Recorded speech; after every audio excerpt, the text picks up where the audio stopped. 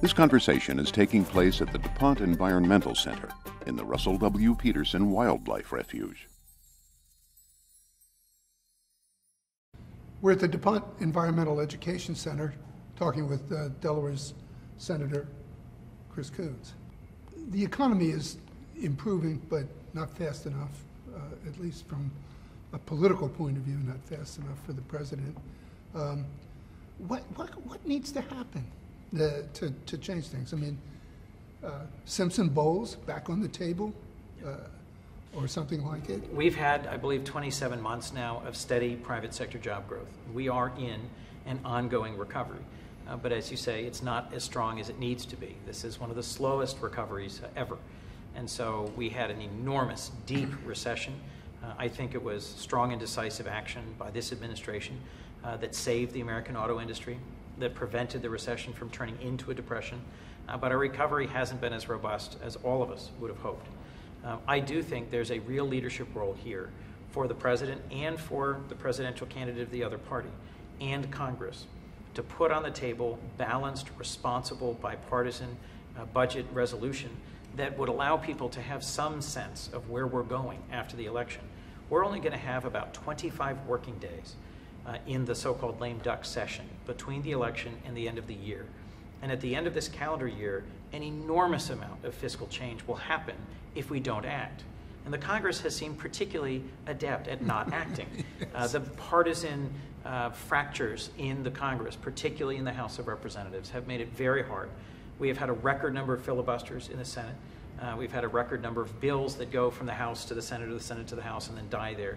We're not passing big legislation.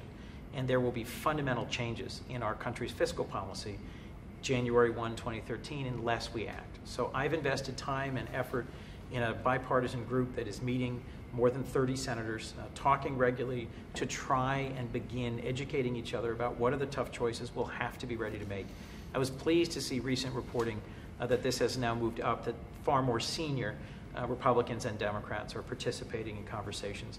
Because at the end of the day, we all know we have to make some adjustment in our current policy trajectory in order to encourage private investment in resurrecting the American economy.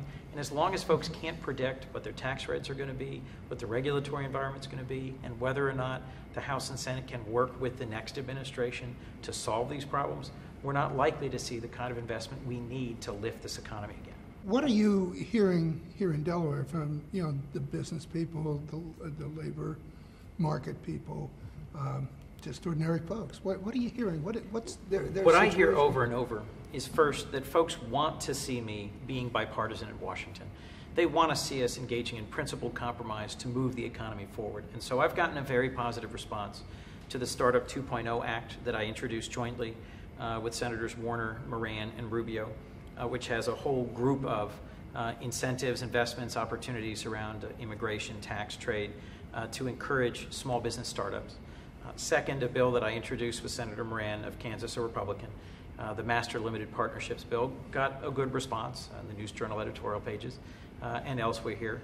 I think more than not, folks appreciate the effort because they see so little bipartisanship.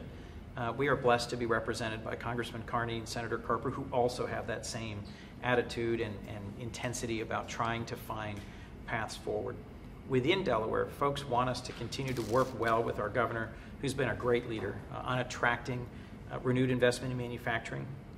I've just had constructive meetings recently with folks at the PBF refinery about a major new project they're hoping to bring to Delaware that would create several hundred high-wage, high-skill construction jobs. We recently did the groundbreaking on the new Bloom Energy manufacturing site at the former Chrysler site, the new UD Star campus. I think both of these are very optimistic signs, and I know there's some who are skeptical about the possibility of growth in employment in manufacturing, but I'm convinced that we need to continue to strengthen the manufacturing sector because those are typically the best jobs. They have the highest wage, highest benefits of any sector. Last, we have to make sure that Dodd-Frank implementation, which is critical to our financial services sector, continues to move forward in a responsible way. We have to strike a balance that allows the significant financial services industry in Delaware to have a path forward.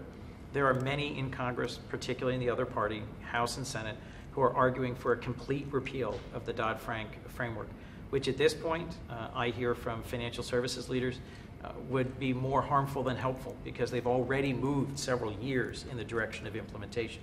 The challenge is to make sure that we're not over-regulating in a way that will strangle innovation, that will make it hard for our services to compete, while still moving forward on those critical pieces of regulation that will make our economy stronger, that will make our markets more transparent, and that will sustain long-term growth. We've had a couple of real wins recently. Governor Markell's leadership has been very strong in attracting financial services employment to Delaware. We need to deliver at the federal level a regulatory framework that is predictable, that's clear, that makes our market stronger, but that also sustains growth here in Delaware. Thanks, Senator. Thank you, John. You're connected with Content Delaware.